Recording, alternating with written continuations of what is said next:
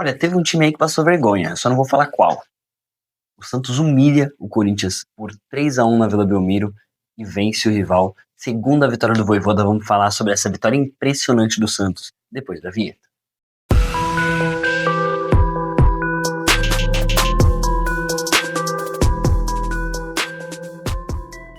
Bom dia, boa tarde, boa noite, boa madrugada para você que assiste esse vídeo. Eu sou o Gabriel, esse é Santos e voltamos para falar dessa partida que, cara, foi literalmente o melhor jogo do Santos na era Vojvoda, foi o melhor jogo do Santos no Campeonato Brasileiro, tá? Foi um jogo em que o Santos mais dominou, o jogo que o Santos mais teve oportunidade de golear o Corinthians, aí, sem brincadeira, para ter saído no mínimo 5, 6 gols. Vamos começar falando da escalação do Santos e do Corinthians para essa partida.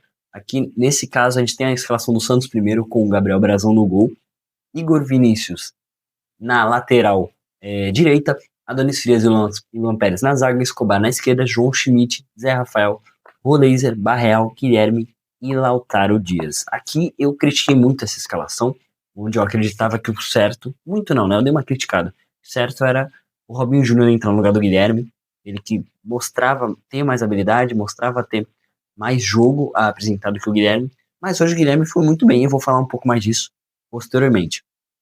Barreal, mais um que vai roubar elogios meus durante o vídeo, mas vamos seguir aqui agora falar como o Corinthians veio para o jogo também. Lá a gente teve Felipe Longo. Uma curiosidade legal sobre o Felipe Longo é que, calma aí, tá aparecendo um negócio aqui, enfim, Felipe Longo, goleiro reserva do Corinthians, faz sua estreia no profissional. Inclusive o Corinthians tinha outros 2 goleiros da base ali para poder substituir o Felipe Longo caso houvesse algum acidente, alguma coisa na partida.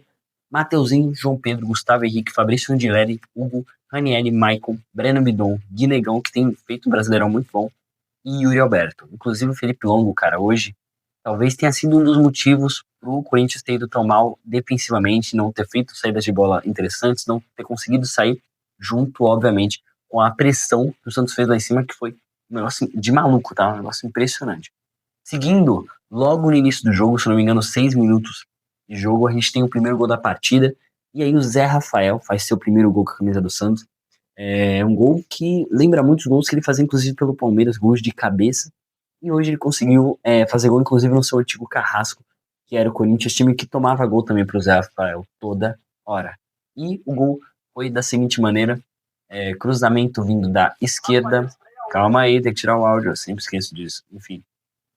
Cruzamento e a bola na cabeça do Zé Rafael, logo no início do jogo, na verdade 6 não, né, 4 minutos de jogo, o Zé Rafael abria o placar pro time do Santos. Aí, eu acho que o jogo ele se desconfigurou, talvez ele tivesse uma maneira que ele se desenrolasse durante a partida, mas com esse gol logo no início, o Santos ganhou moral, já dominava o Corinthians, né, o Santos já não deixava o Corinthians fazer jogadas de perigo no ataque. E com esse gol o Santos passou a tomar conta do jogo, passou a ser protagonista. E seguindo, logo depois, a gente já tem o segundo gol do Barreal, não logo depois, né? Se não me engano, foi com, acho que, 20 minutos do primeiro tempo, enfim. A gente tem um gol incrível, um gol simplesmente um golaço. Podia até lutar por busca se o planeta Terra não fosse tão... se o planeta Terra não fosse tão grande. Se liga no golaço que o Barreal vai fazer nessa jogada, rapaziada. Olha só, a bola do João Schmidt direto no pé dele, uma roubada de bola, né, do Santos, e olha aonde ele mete essa bola. E aí tem o Neymar comemorando até, cara, impressionante. O jogo que o Barreal jogou hoje foi um negócio assustador. E eu critiquei ele entrar em campo, né, pra mim era ou o Vitor Hugo ou o Gabriel Bontempo. E olha que bola, velho, que negócio mágico. Ele jogou no ângulo, ele jogou simplesmente no ângulo. Não tinha como o Felipe Longo, que se fosse pequeno, seria uma baita ironia do destino, tá? Deixar isso claro. Mas enfim, foi um baita gol do Barreal. E aqui o Santos pressionava para tentar o terceiro gol. E algumas coisas passaram a acontecer a partir daqui. Fim do primeiro tempo, Santos vencendo o Corinthians por 2-0. Só deu Santos, o Corinthians não apareceu no jogo, não existiu, basicamente. Você pode observar pelo total de chutes. O Corinthians teve literalmente um chute e não foi no gol, enquanto o Santos teve 13 e boa parte deles foi no gol, enquanto o Corinthians tem 2 defesas apenas de goleiro e 2 gols tomados. Seguindo para o segundo tempo, logo de início a gente tem um pênalti, que não foi nada duvidoso, uma bola em que do nada o Breno Bidon puxa a perna do Zé Rafael, o Zé Rafael cai fica muito fácil ali de perceber que é um pênalti no momento da jogada, até inclusive, e posteriormente o VAR chama, o Roleiser é chamado para bater. Na verdade, quem achavam que ia bater era o Guilherme, né? O Guilherme passou a bola pro Roleiser e ele, com sua categoria, botou essa bola para dentro do gol. Deixa eu ajeitar para vocês conseguirem enxergar a batida. E aí está.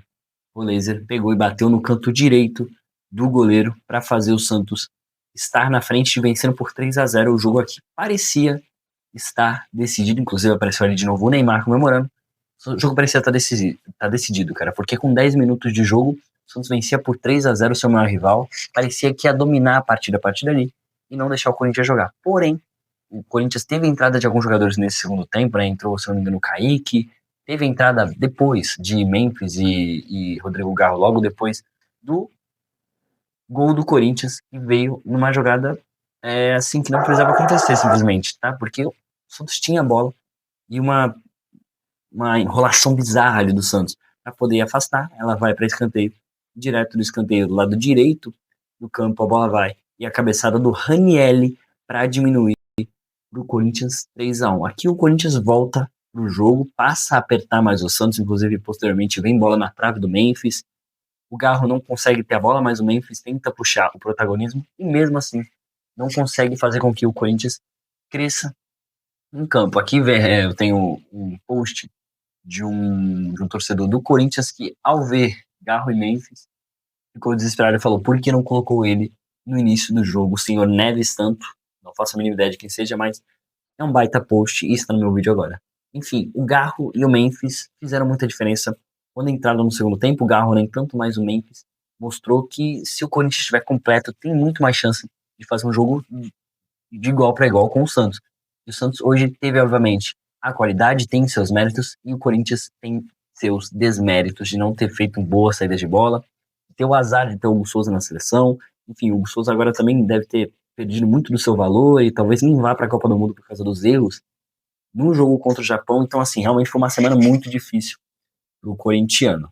Seguindo, a gente tem a entrada de Vitor Hugo no lugar do Roleiser e Bom Tempo no lugar do Barreal. E aí a gente tem dois jogadores que poderiam, os dois, tanto Vitor Hugo quanto Bom Tempo, atuar no lugar do Barreal hoje. Mas o Barreal foi tão bem que aparentemente, cara, eu acho que ele vai ser mantido para a próxima rodada, tá? Não acredito que Vitor Hugo e Bom Tempo vão tomar o lugar dele, que eu queria muito que acontecesse nessa partida. Mas o Barreal me surpreendeu e obviamente deve ter surpreendido, acho que a grande maioria do elenco, apesar de que ele tá treinando todo dia, né, e mereceu ser titular hoje. Mas eu não acho que ninguém sabia que ele ia fazer um baita de um golaço e cravar sua posição já na titularidade da próxima partida. Eu tenho certeza que ele vai estar lá como titular, e o Vitor Hugo e o Bom Tempo podem ser peças talvez para entrar no lugar do Zé Rafael caso precise, ou talvez do próprio Barreal em outro momento do jogo. Vitor Hugo e Bom Tempo entraram e fizeram o meio-campo do Santos vencer basicamente todas as divididas posteriores a isso. É impressionante como os dois têm uma função muito parecida e atuam de maneiras muito parecidas, muito parecidas. Se você vê eles em campo, eles trocando bola, são dois jogadores que têm a parte física, a parte mental, a função em campo muito iguais. Isso faz com que eles se entendam muito em campo e façam jogadas muito boas. Tanto que Vitor Hugo e o Bom Tempo fizeram o Santos quase fazer o quarto e o quinto gol logo depois ali de ter entrado. Eles aumentaram muito a intensidade ao atacar o Corinthians e deixaram o Corinthians de calça riada, basicamente, tentando diminuir o placar para virar 3-2, enquanto se defendia desses dois caras que entraram no meu campo para fazer a festa. Enquanto isso, o ataque do Santos já não tinha mais tanto poder. Lá na frente, o meu campo era o que comandava o Santos. E aí a gente teve a entrada do cara que foi desejado por toda a torcida do Santos para essa partida. Robinho Júnior entra. Vamos ser sinceros, não conseguiu mudar o jogo como a gente gostaria que ele tivesse, não foi o meu Deus do céu, mas lembrem-se, ele tem 17 anos, o Estevão quando tinha 17 anos, talvez não fosse o monstro todo que ele é hoje, o Robinho inclusive acabou de fazer 17 anos, tá?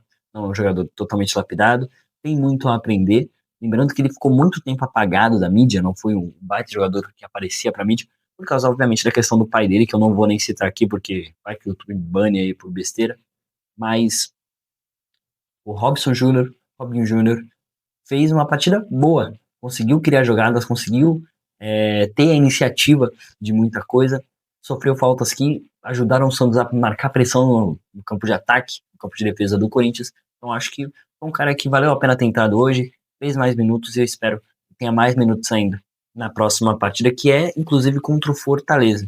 E aí depois disso é a pedrada de Palmeiras, Flamengo e Palmeiras de novo. Sabendo disso, inclusive, o Santos tem números engraçados. O Vojvoda é 100% nos clássicos. Só venceu literalmente os clássicos. Ele não venceu outras partidas. A partida que não é clássico, o Vojvoda tem perdido ou empatado. Perdeu para o Ceará por 3-0, partida muito apática do Santos.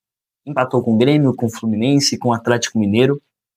Não sei se empatou com o Fluminense ou com o Fluminense a gente estava com... Enfim, agora eu não lembro que faz tempo também a partida. Mas, sinceramente, eu acho que o Vojvoda tem que jogar mais clássico, porque a gente tá vencendo sempre que aparece clássico pela nossa frente. Seguindo, a gente tem uma cena um pouco estranha do Gabriel Brazão, ele consegue pegar uma bola fácil, porém quando ele cai ele sente o joelho. E quando ele sente o joelho, eu me arrepio literalmente todinho. Porque eu achei que, cara, alguma coisa ia acontecer, eu falei, putz, João Paulo II, esse cara só se mata jogando em campo e sempre faz partidas incríveis. Hoje falhou, acho que no gol do Corinthians, poderia ter feito a defesa, mas não foi uma falha bizarra, assim, meu Deus, ele falhou. Não, foi uma falhinha. Ele poderia ter espalmado com mais força, mas nem isso ele conseguiu. E nesse lance a gente achou que seria uma lesão séria, uma coisa do tipo, mas não, ele se recupera e consegue voltar para jogo. Inclusive o Diógenes se aqueceu lá para entrar e tal, mas ele conseguiu permanecer em campo. O Diógenes que fez muitas partidas boas recentemente. Seguindo, a gente tem o Messi falando, cacete, esse velho ainda joga? Por quê? William Arão entra no Santos, ele entra e tem a oportunidade de fazer boas partidas, começar a fazer boas partidas, né, pelo Santos, já que ele tinha feito só 30 minutos contra o Flamengo, ele tem a oportunidade hoje e vai muito bem na marcação, ele entra no lugar do João Schmidt, se eu não me engano, enfim, ele entra, consegue fazer o Santos ter um meio campo mais robusto e mais energia, né, mais enérgico, menos cansado, e acho que foi muito bem. Foi bem e merece a oportunidade de entrar de novo na próxima partida. Não sei se para ser titular, mas é um cara que tem dado resultado. Seguindo, a gente tem aqui a cara do time que foi humilhado hoje e que foi derrotado de maneira vexatória. Eu vou falar as notas da partida, que até o momento eu não tinha decidido, mas eu vou tentar improvisar agora. Acho que no gol a gente tem Brazão. Hoje, quando foi necessário, não fez o melhor que pôde, poderia ter defendido essa bola do Corinthians, mas não teve também outros momentos em que ele foi ameaçado. A defesa do Santos foi muito boa, então hoje eu vou dar 6 para ele, porque foi necessário, não conseguiu atuar da melhor forma, porém também não deu nenhum susto no time do Santos, né? Vai que ele toca uma bola errada e dá na pé do atacante, que nem o Fabrício Bruno fez na seleção, hoje ele não fez isso. Na zaga, Adonis Frias muito mal, sinceramente, acho que nota 3 para ele, no máximo, porque hora ou outra fazia falta perigosa, hora ou outra dava a bola no pé do adversário, então Adonis Frias muito inferior a Alexis Duarte, na minha opinião, tá? O zagueiro Alexis, paraguaio, tem feito partidas muito melhores. Hoje não entrou, obviamente, porque voltava da seleção. Do outro lado, o Luan Pérez, que partida boa do Luan Pérez, tá? Nota 7 para ele, 7,5, vai. Ele foi muito bem, conseguiu desarmar bolas, conseguiu marcar muito bem o time do Corinthians, não deixou o Yuri Alberto jogar, não deixou o Memphis jogar quando o Memphis entrou, enfim. Foi um jogador multifacetado nesse jogo contra o Corinthians e atuou muito bem na parte defensiva. Vamos falar dos laterais. Igor Vinícius mal. Igor Vinícius não conseguiu render. Em um momento ou outro parecia que o Santos ia explodir, ia fazer o Igor Vinícius virar o novo Carlos Alberto da vida, mas não foi o que aconteceu. Obviamente que ele tem atuado melhor que o Mike, mas hoje teve algumas falhas defensivas muito chatas. Faltas bestas por ali, não conseguia sair tocando com os zagueiros do Santos e o meu campo do time santista. Então, acho que o Igor Vinícius hoje merece aí uma nota 5. Acho que tá ótimo. Seguindo o lateral esquerdo, o Escobar não prejudicou. Não, na verdade ele teve algumas bolas lançadas na área que foram bem perigosas. Acho que merece um 5,5 até por causa disso aí. Não foi um craque, não tem sido, inclusive, tem feito partidas horrendas. Mas hoje não prejudicou, acho que um 5,5 tá de bom tamanho. Seguindo no meio campo, a gente tem João Schmidt, que hoje, mais uma vez, faz uma partida mediana. Não é a melhor partida dele recentemente, é uma partida mediana. Mas eu acho que ele poderia ter ido até melhor que isso, então eu vou dar um 6 pra ele. Zé Rafael, nota 9. Que meio campo que a gente contratou do Palmeiras. O Palmeiras deu o Zé Rafael pra gente, cara. É bizarro. Ele deu. O que esse cara tem jogado depois dos problemas que ele teve na volta da Copa do Mundo de Clubes é bizarro. É coisa de outro mundo. E do lado dele, Barreal. E hoje também, mais uma partida incrível, nota 10 pra ele. Nota 10? É nota 9. Não vou dar 10 porque também não brilhou tanto. Mas fez um baita de um golaço. Que golaço que fez o Barreal contra o Corinthians hoje, velho, no ângulo, né? Olha, fazia tempo que eu não vi um gol desse, gol estilo Giovanni, tá? Gol estilo Giovanni. Barreal está bem de longe, ele tem que fazer isso mais vezes. Roleiser. Roleiser, cara, muito bom hoje, tá? Inclusive fez gol. Não foi tão bem quanto na última partida. Na última contra o Ceará não, mas na que a gente jogou contra o São Paulo. Acho que ele foi bem contra o São Paulo. Hoje foi um pouco abaixo, mas acho que merece ainda uma nota 7,5 pelo gol e pela condução de bola que hoje acertou demais, tá? Toda vez que precisava dar contra-ataque, acertava os passes, conseguia se desvencilhar da marcação. Então o Roleiser merece uma nota 7,5 hoje. Guilherme Lautaro, vou dar a mesma nota para os dois. O Lautaro fica com 8, Guilherme fica com 7, dois jogadores que conseguiram ajudar o Santos a crescer no jogo e fazer pressão e deixar o Corinthians desconfortável, fazer eles perderem a bola, o que aconteceu muitas vezes nessa partida. Bom, rapaziada, deixa aí nos comentários o que você acha dessa partida. Não se esquece de se inscrever no canal, deixa o like, ajuda muita gente a crescer aqui e criar um vídeo atrás do outro cada vez melhor, né? Eu acho que esse tipo de jogo aqui me ajuda muito a crescer, mas quem faz meu canal crescer na prática são vocês que assistem, são vocês que comentam, vocês que deixam like, vocês que se inscrevem no canal. Então, por favor, se inscreve no canal, me segue no Instagram, me segue no TikTok. Lá tem muito conteúdo para você assistir, muito entretenimento, muita coisa diferente. Todo dia tô postando coisa em pelo menos uma dessas redes sociais. Então, obrigado a quem assistiu até aqui. Tamo junto e valeu.